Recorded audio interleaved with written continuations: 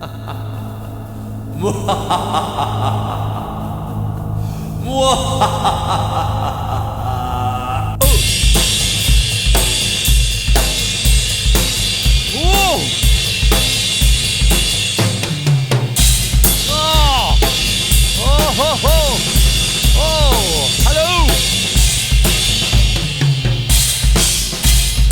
My name's Quinlan, and this is Melbourne Musos, pretty much live.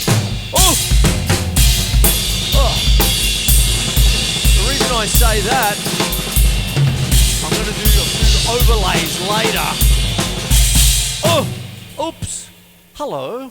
As I said, my name's Quinlan, and this is Melbourne Musos. Igor. I'll take them off. And what it is tonight, I often do a little bit of a show about one of my favourite composers of all time. What would Dmitri do? Dmitri Shostakovich. I'm not going to get into the history. I've done it a couple of times already. But what I will do is a couple of main things. And also, I'd like to bring in something that none of us can get away from at the moment. It's all over the place, and it's two letters. It is A-I. So there's going to be a little bit of talk about that too, because I use samples, I use little clips from favourite things with due reference, due credit, and ethical use, as they say. Copyright, you know. And that's what goes on. I won't get into that little bit of it just yet. I want to get into Dmitri!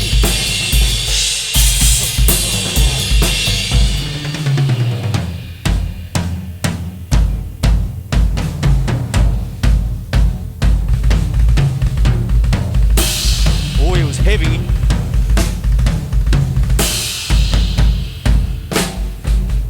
Cha-cha-cha. He did that too. He did lots of movie things. He could be quite funny and very serious as well. He was born in 1905. I don't even need my notes for this. Dmitri Shostakovich. He passed away in the mid-70s, and he made wonderful music. And the thing was, he was almost like the state Russian composer, but he was a bit of a dissident during the Stalin era, and it's well documented. His thing with Mr. Stalin, in the sense that, Dmitri, you better write something better next time, off to the gulags for you. In the mid-30s, during the terrible purges, he would write at night while his family were asleep with a small bag packed, and he was waiting for the secret police to come along any time. But due to his popularity, he was but he was denounced. He had just read up on his biographies and all that sort of business, just amazing stuff. He got into big trouble for his 4th symphony, and he bounced back with a 5th symphony, which everyone loved, all this stuff. And during the siege of Leningrad, which was his birthplace, in World War II, he wrote his Symphony 7, which was secreted out on microfiche, like microdots, I should say, and was played the world over as the fight against the Nazis. And there you go. And during this time, he was giving his son a piano lesson, and he was telling him the notes, and he said, Papa, his son, basically said, Ben Kingsley actually played him. There's a scene in Testament. Ben Kingsley actually played him in a famous film in the late 80s, and a little bit out there, but still, great film. And what it was, he said, Papa, did you know that these spelt your name? D, E flat, C, and B.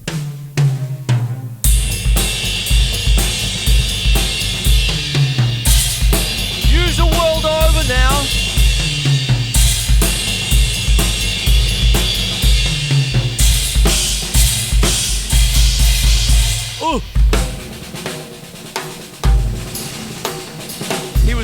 fantastic for going from soft to loud, loud to soft.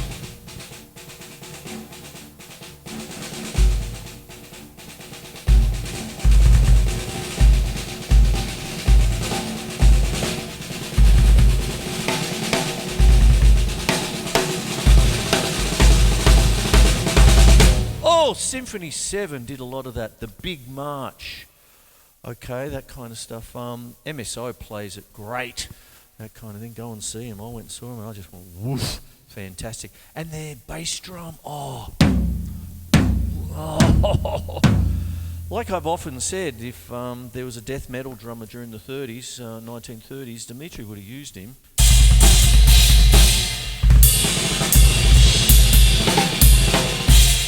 Now, he did everything through his music.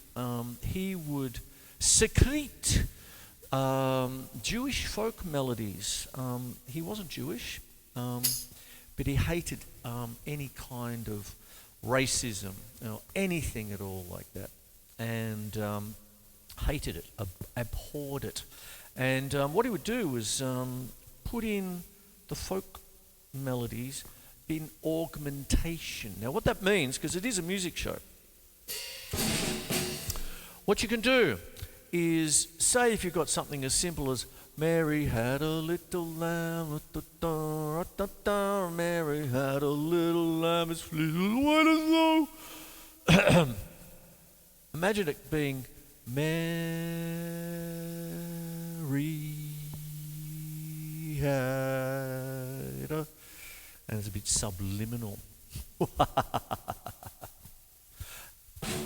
And he put it in the basses in all sorts of different places, and there's lots of quotes, and that's his way of dealing with the oppression of that. And when Stalin died, next thing you know, all these wonderful works came out, violin concerto, all this sort of stuff. He'd write them at night, and he said, they're the ones for my desk drawer. And he outlived Stalin. So what happened was, they came out of the desk drawer and away they went, bang. And he had and so during the 1950s and into the 60s, he had a quite bit of a renaissance, if you like. All these pieces came out. Dimitri, you've been a busy boy. I said, well, this one's a bit old, that kind of thing. And there you go.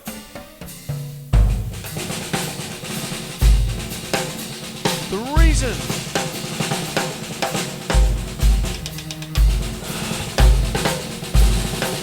it's one thing to use triggers.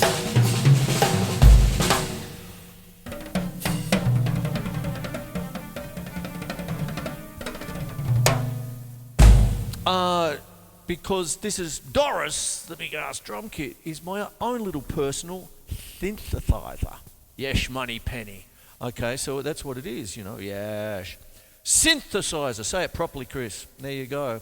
And what happens is that's what I do. So I set up the patch. I've got Dimitri's patches in. Number nine, a quote from the Beatles. And then I have cello staccato. How about if I change it to tremolo? Ooh.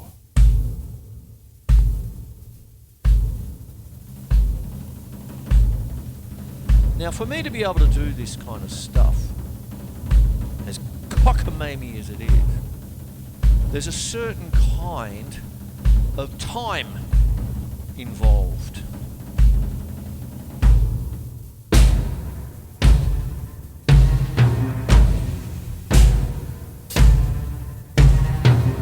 To be able to get it going.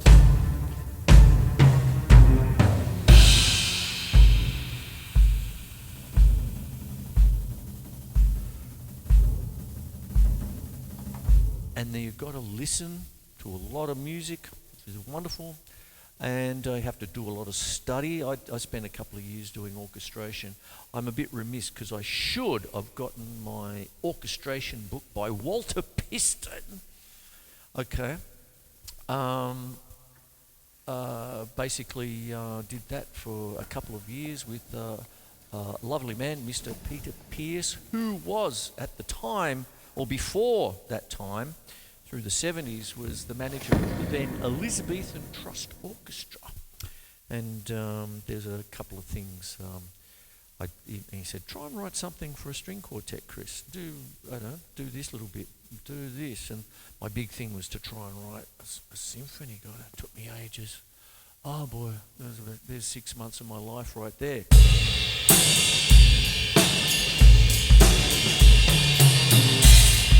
Oh, and that's where I got my love for this stuff.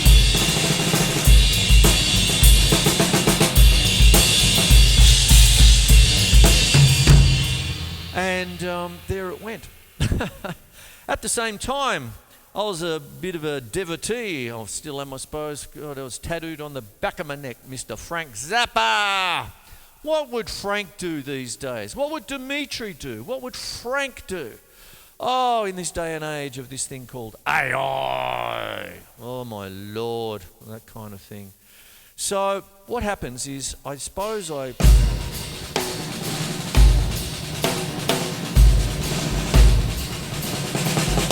address the beast in front of us. Essentially, I'm involved with two things. One of them is right here, right now. Channel 31. Mwah! I've been here since 1995. I need a cup of tea and a lay down. And what it is that earlier this year, Channel 31 put out a policy on AI. Now, at this point, I'm going to bring up my other show, which is coming on after, is Impromptu TV, which was born out of COVID lockdowns. All my colleagues got together, and for a while there, I was treating it like a little remote theatre company. Some of them didn't even have a microphone, just had their phones to sing into or play into and all that. And we put together all these little short clips, and I sent them into Beloved 31 to say, listen, there's all these repeats because no one can make shows at the moment because of the lockdowns. And it was like, oh, Chris, please send them in. We need as much, whatever. So I sent all these little filler bits, 2 minutes here, a little bit of spoken word there, da-da-da-da-da-da-da-da, all this sort of business. And dear Lisa McLean, who was with the channel program manager or manager of the station at the time, basically came back and said, Chris, you've got enough to make a show. And it became Impromptu TV, and there it is. So that show is dedicated to all my colleagues who really got it through. Now, it's a little bit of I try to find funny wherever I go, but it is sometimes serious. And one of the things that I do is I source, just like a lot of stations do, something that's in the public domain. I might do a little adaptation and have a bit of fun, that kind of thing. And what I try to do is sort of be a little bit satirical, but I have to watch myself, because what starts to happen is that one of the other things I love to do is Foley. Like, the horses in the Holy Grail with the Holy Hand Grenade of Antioch. 5 is right out. And what happens is you put in your clips with ethical use and copyright. But I've been pinged because one place says it's in the public domain, and then there's this anomaly where someone would whack it through their AI program and then claim copyright on it. And all of a sudden, it's like, oh, someone's claimed copyright. I've got a couple of things, a couple of disputes happening with, YouTube at the moment, simply because of that reason, where it's fair use.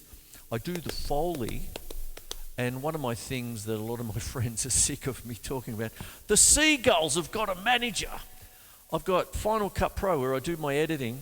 I press the button for the seagulls because it's a beach scene. Then someone else has used it somewhere on YouTube, and next thing they've claimed copyright, right, for the seagulls.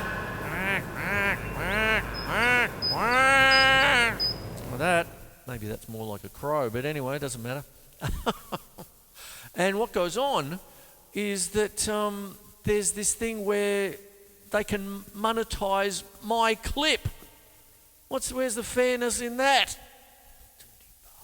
Anyway, here is the policy for AI for beloved Channel 31. I won't read it all. I'm already probably boring everyone at the moment, but this is much more of what's happening right now. Okay. CTV Australia Interim AI Policy, version 1, 15th of April 2026. Community television has a long history as an open access platform for creativity, experimentation and emerging storytellers. C31 Melbourne, C44 Adelaide and CTV Plus on your internerds support producers exploring new ideas and technologies that enable diverse community stories to be brought to screen. I'm going to jump. AI, including generative AI tools, presents opportunities to assist production processes and support creators working within the practical constraints of CTV, meaning no money. At the same time, the use of generative AI raises important considerations relating to authenticity, transparency, and audience trust. That's what I'm getting at right here, right now. Okay. AI primarily is used as a technical tool to assist production rather than a substitute for human storytelling or creative authorship. Okay. Now that is what CTV prioritise, the development of human creativity, skills and collaboration, like the aforementioned impromptu TV and all this. Melbourne Musos, this one, was originally me going around town filming as many musos as I could and all that. And then I turned it into, it's always drum-centric, as you can see. And then when I turned it into much more of a teaching show, like this one here, this version took off. It's wonderful and that kind of thing. So that's how everything started with my relationship with community television. I love it. I don't know what else to do now, except ramble on like this. So AI as a production support tool, you can, but as soon as you start doing any kind of generated AI programs, no way. That's the policy of the station and my good self as well, and a respect for creators' rights. I'm just flicking through it now because I don't want to bore you. I already am, I know. Prohibited uses of AI.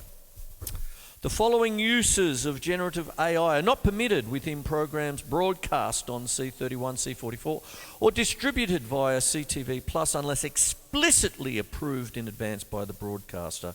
Essentially, as soon as you start AIing, woof, you're on shit out of love.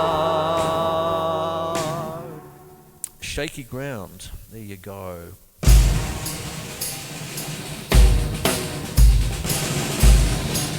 Now, what I try to do is practice.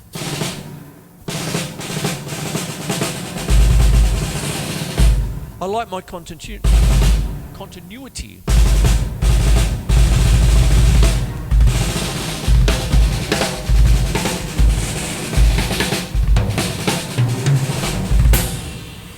What happens is that needs practice for me to get it done. And what goes on is, what I always tell my students is 1 yen, a 2 yen, a 3 yen, a 4 yen, please count aloud, I beg you.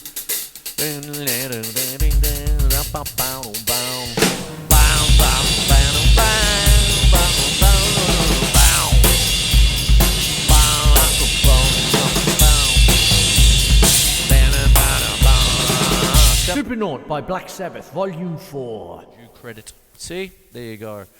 All right, so what happens is the other thing is this mob I'm involved with. I'm hoping that you are seeing lots of little clips on the socials, As far as the MEAA, Media, Entertainment and Arts Alliance, which is, I'm part of the Musicians Australia component. Totally open about this and all that. But it also takes care of the journalists, the actors, everyone behind the scenes, and I've never seen a union work so hard, in the sense that I've been with a few over the years. Education, all that stuff, all that business. They helped me out twice with errant, basically, well, not getting paid, getting just see you later, all that sort of stuff. And say, well, hang on, I've got a contract here, try it. That kind of thing. No, it doesn't work like that. So what starts to go on is, at the moment, you're reading in the papers that so many theatre shows are closing down. Everyone behind the scenes without a job now.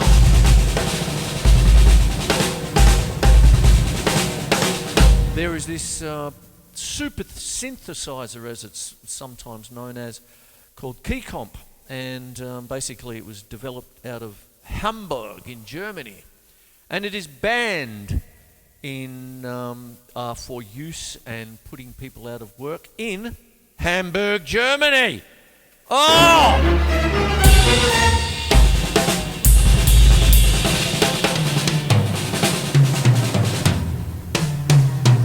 Dimitri would be proud. So would Frank Zappa. And there you go. Now what happens is that when you've got a technology that is just going to go whoosh and just destroy an aspect of the arts, it's time for a little bit of, come on, understand what's actually going on here, okay?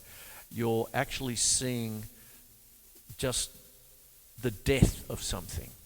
I've talked about a little bit, well, I've read a little bit of the C31 policy, and it's all about nurturing people and having a person's voice. I happen to have I'm honoured to actually still be here and have some kind of voice and a little bit of drums as well. Thank you, 31.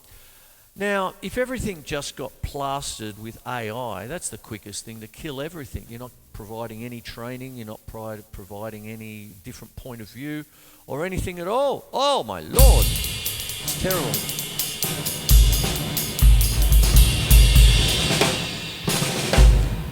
Where would we be without people like Frank Zappa, Midnight Oil, Dear Rob Hurst? What would he be thinking? Peter Garrett singing his lyrics and stuff. And as well as that,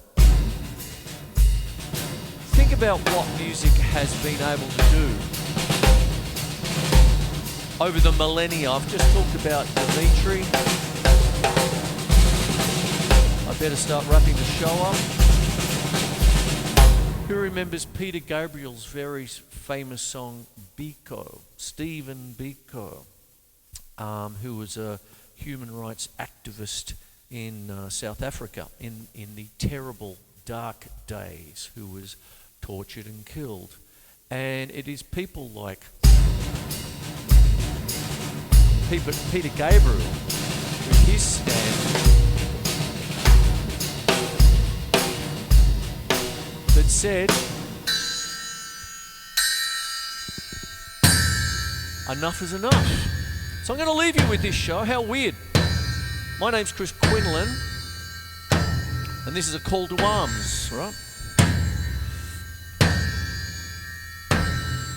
And do something.